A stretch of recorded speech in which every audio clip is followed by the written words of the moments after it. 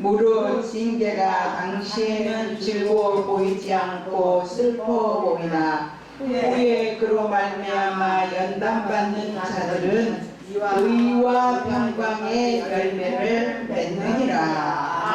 아멘. 다시 한번 기도합니다.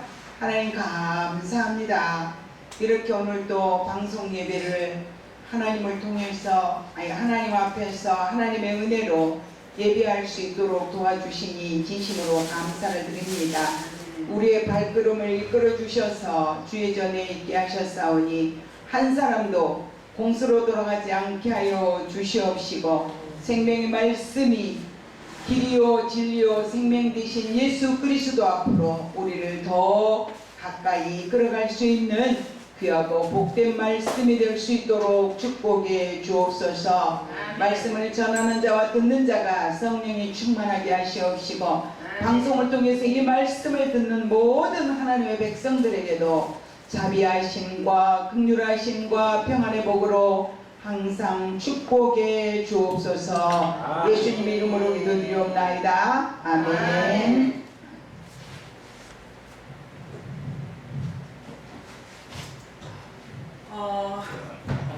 이제는 내 집처럼 편안한 마음으로 가벼운 발걸음으로 와진다는 이 사실에 오늘 제가 오는 길에 다시 한번 생각해 보았습니다. 이렇게 참 마음이 편안할 수가 있나. 하나님께서 평안의 마음을 주시라. 오늘 말씀의 제목은 다같이 우리 한번 따라해 보십시다. 경주자의 결승점. 경주자들의 결승점. 네, 결승점입니다. 오늘은 그리스도인들이 신앙의 경주를 잘해서 승리의 관을 쓸 수 있는 비결을 알아보려고 하는 것입니다.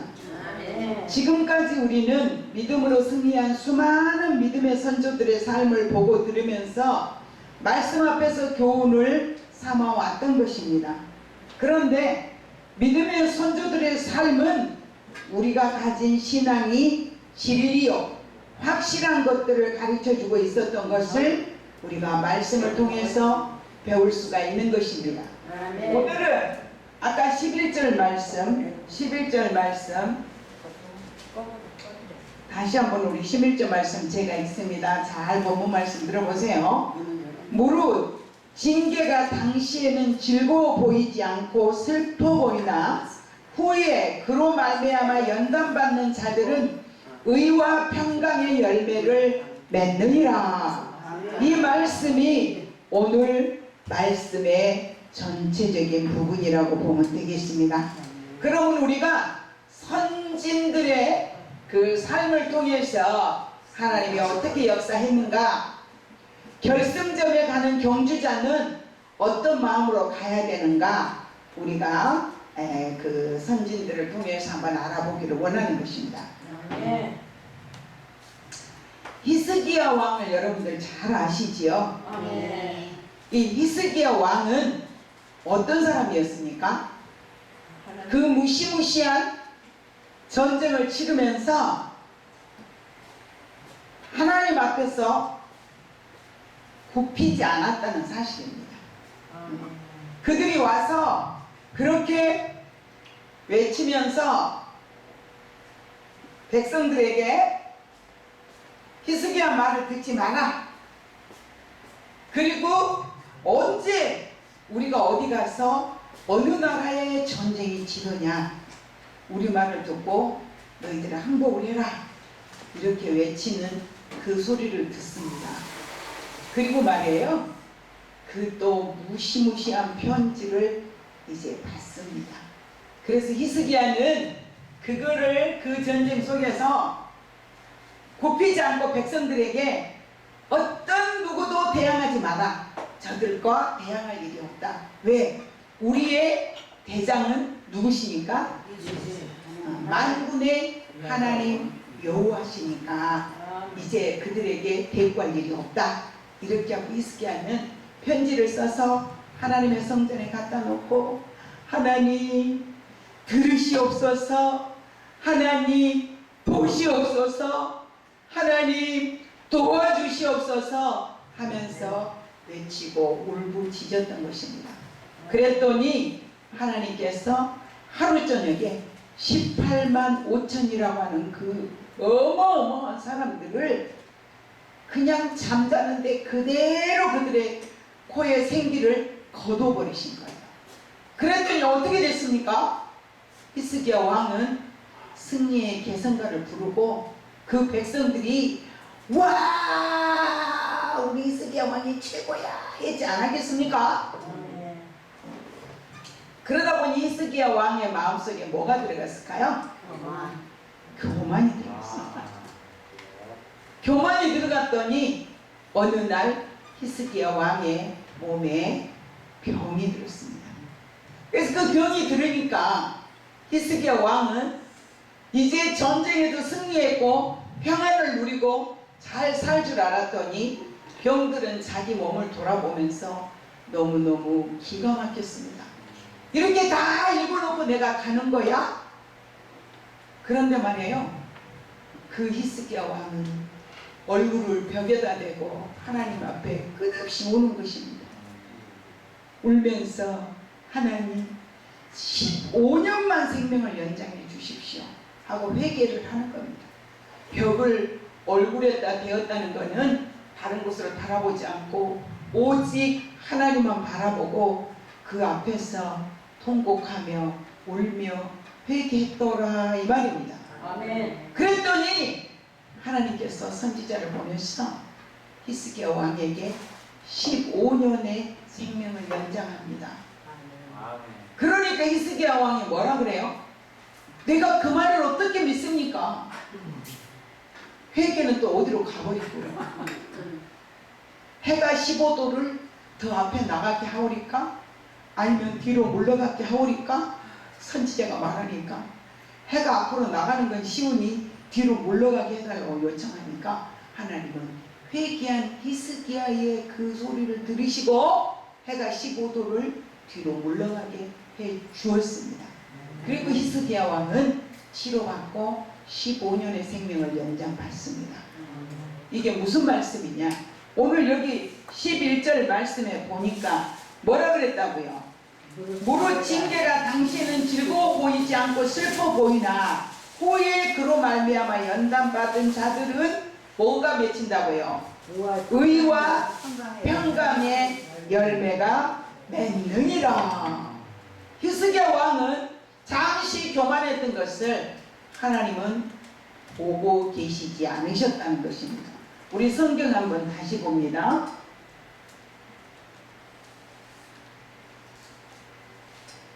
5절 봅니다. 5절 시작. 또 아들들에게 권하는 것 같이 너희에게 권면하신 말씀도 잊었도다. 일렀으되 내 아들아 주의 징계하심을 경히 여기지 말며 그에게 꾸지람을 받을 때 낙심하지 말라. 6절 주께서 그 사랑하시는 자를 징계하시고 그가 받아들이시는 아들마다 채찍질하심이니라. 히스기야 왕을 하나님이 받으셨기 때문에 채찍질하고 그가 돌이켜 회개하고 이제 그 후에 뭘 열었다고요? 의와 평강의 열매를 맺을 수 있는 복을 주셨다는 것입니다. 그래서 우리의 삶은 잘 나갈 때도 교만하면 안 된다는 교훈을 하나님 우리에게 주신 것입니다. 그리고 회개할 때만이 하나님의 긍휼과 자비가 임하신다는 그 내용도 함께 우리가 교훈을 삼을 수 있다는 것입니다.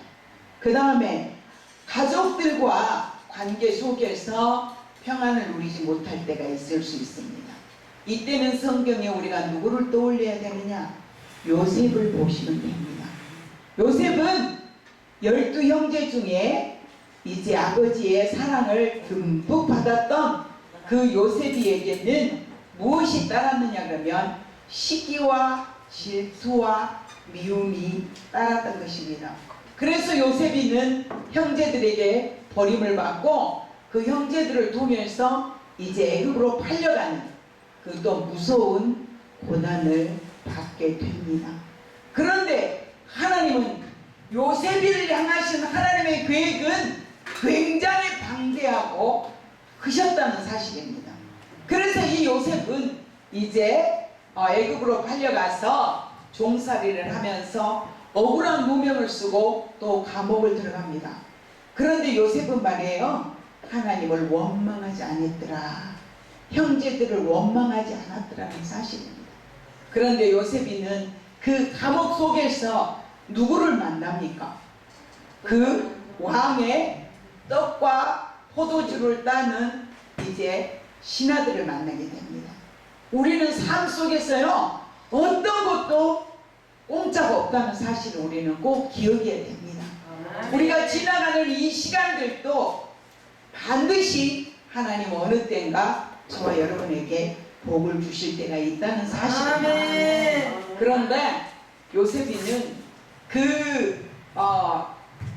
정말 감옥 속에서 포도주를 따르는 그 사람 통해서 결국은 왕 앞에 가게 되잖아요. 왕 앞에 가서 무엇을 합니까? 요셉이는 감옥 생활하면서도 하나님을 잊지 않았다는 것입니다. 어떤 환경 속에서도 하나님 앞에 서 있었다는 겁니다. 요셉은. 그래서 그 요셉이는 하나님의 지혜와 총명과 명철을 힘입어서 왕 앞에 가서 이제 꿈을 해석해 주고, 결국은 요셉이는 애굽의 그 큰 나라의 국무총리로 임명을 받게 되는 것입니다. 오늘 여기 11절 말씀이 맞지 않습니까? 또한 하나님은 뭐라고 했습니까? 하나님 앞에 징계를 받지 않는 자식은 사생하다. 하나님의 자녀들은 길을 잘못 갈 때 하나님은 채찍질해서 바른 길을 가도록 하신다는 겁니다. 그래서 요셉이는 잘못 가는 길을 갔던 것은 아니지만, 그러나 하나님은 요셉이를 애굽 땅에 가서 국무총리로 세우시고자 하는 그 하나님의 계획대로 요셉이를 뚝딱 들어다가 국무총리로 세우신 게 아니라 연단과 고통과 억울함과 아픔과 배고픔을 겪으면서 요셉이를 하나님은 키우셨더라. 그러시고 난 다음에 하나님은 요셉이를 애굽의 국무총리로 세우시더라고요. 우리가 말입니다, 가족들 관계 속에서 힘든 일이 있었다면 요셉을 바라보면서, 그래도 요셉은 형님들을 만났을 때 끝까지 그들을 원망하지 않지 않습니까? 두려워하지 마시오, 놀라지 마시오, 하나님이 저를 당신들보다 먼저 애굽 땅에 보내신 것 뿐입니다. 그렇게 하면서 그 형들의 마음을 안도하게 했던 것입니다. 그 다음에 모세를 보시죠. 모세는 어떤 자였습니까? 죽음의 위기 가운데서 태어나서 갓난아기 때부터 살아날 수 없는 그 환경 속에서 모세는 태어났습니다. 그런데 그 어미가 하도 이 아이가 잘생겨서 버릴 수가 없습니다. 엎어서 죽일 수가 없습니다. 그래서 그 어미가 이제 몇 개월을 숨겨서 아이를 키우다가 울음소리가 커지다 보니까 이제 그 아이를 더 감출 수가 없어서 이제 바구니에 역청을 바르고 그 아이들을 바구니에 담아서 강물에 띄어보내는데, 하나님은 그 공주를 그 강가에 와서 목욕하는데 이제 기다리고 있다가 바구니에 뭐가 떠내려오니까 건져보니 너무너무 잘생기고 이쁜 애기가 그 이제 바구니 속에 담겨 떠내려가고 있는 겁니다. 그 공주는 알까요, 모를까요?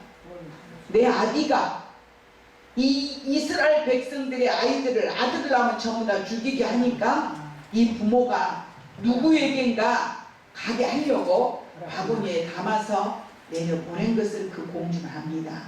그래서 그 바구니를 건져서 아이를 이제 보니 참 얼마나 이쁜지, 울었는지 빵긋빵긋 웃고 있었는지 모르겠지만, 그때 그 자기 누나가 숨어 있다가 가서 유모를 제가 연결해 드리오니까, 이게 유모가 누구예요?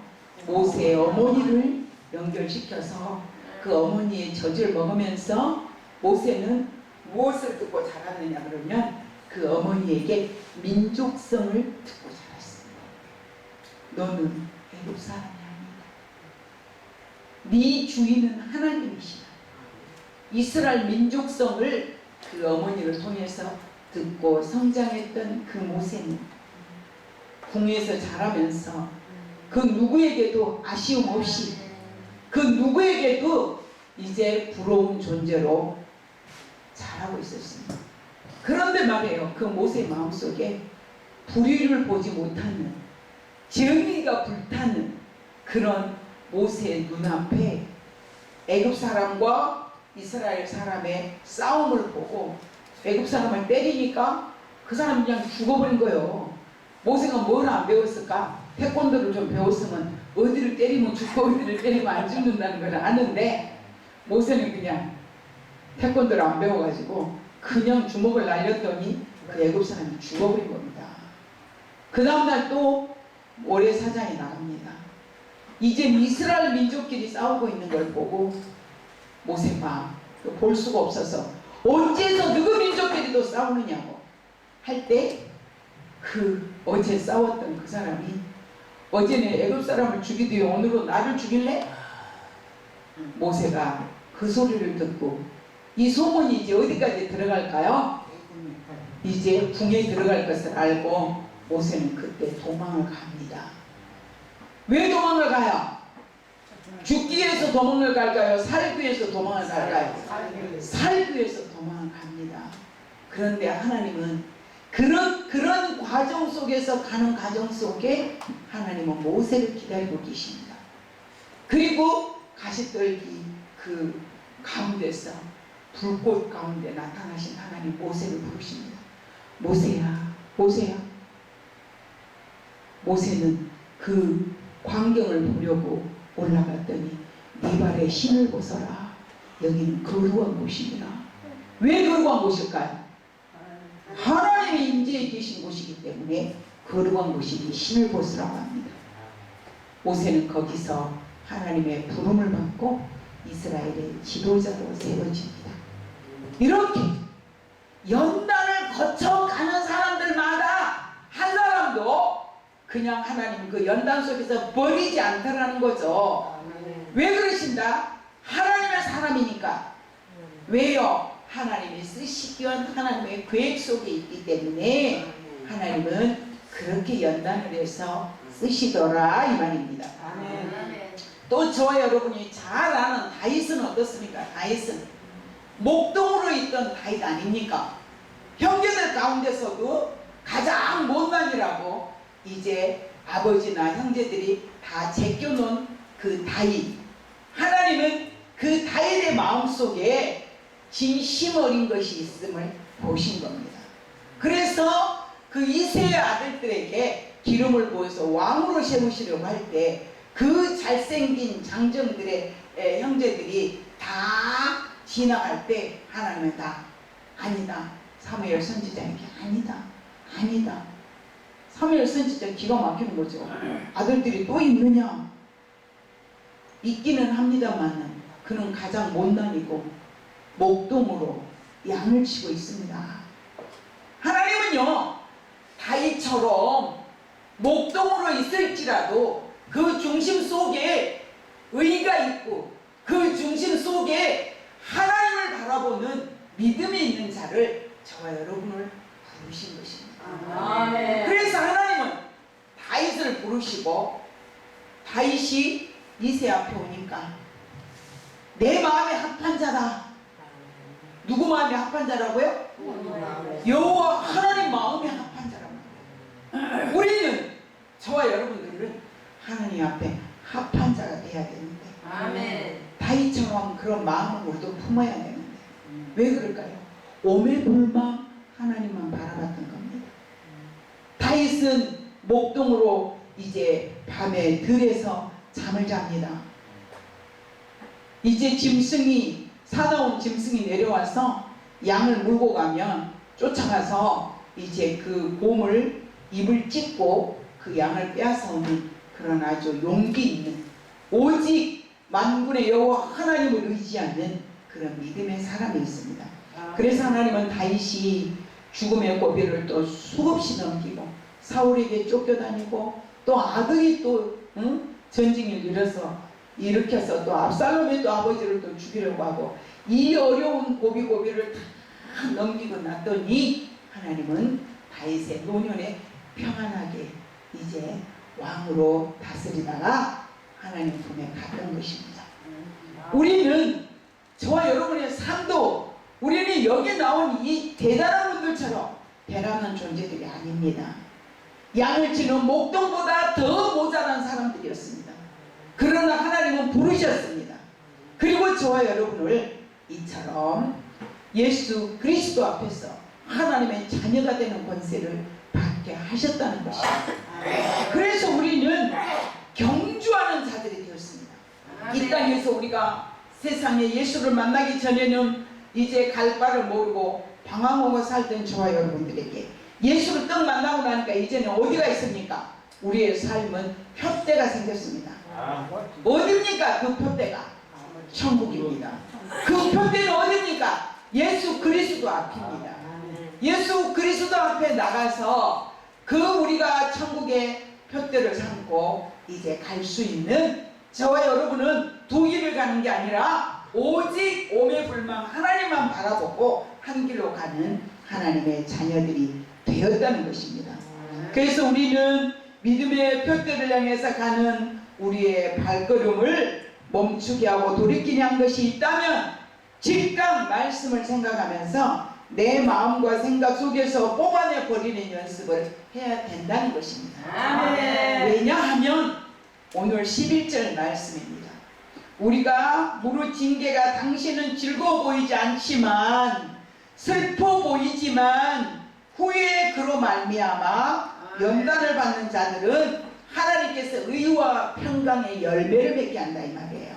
그러니까 지금의 고난은 고난이라고 생각하지 마시고 내가 연단받고 있는 이제 단련받고 있는 하나님께서 나에게 주시는 아주 소중한 시간이라는 것을 우리는 꼭 기억을 해야 된다는 것입니다. 아멘.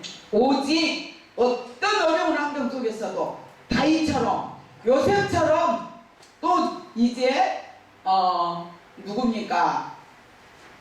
모세처럼 히스기야 왕처럼 교만해지지 말고 우리는 하나님만 오매불망 바라보는 예수 그리스도의 십자가에 그 죽어주신 나의 죄 때문에 죄값을 대신 치러주신 그분을 기억하면서 우리는 예수를 바라보는 저와 여러분들이 되시기를 주님의 이름으로 축원드리는 것입니다. 아멘. 이스라엘 백성들이 불뱀에 물려 죽어갈 때 하나님은 모세에게 이렇게 말씀하십니다.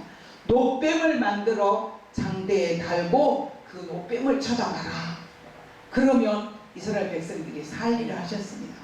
그런데 말이에요. 그 노뱀을 이유 없이 모세의 소리에 이제 귀를 기울이고 노뱀을 쳐다보는 자는 누구나 다 살았습니다.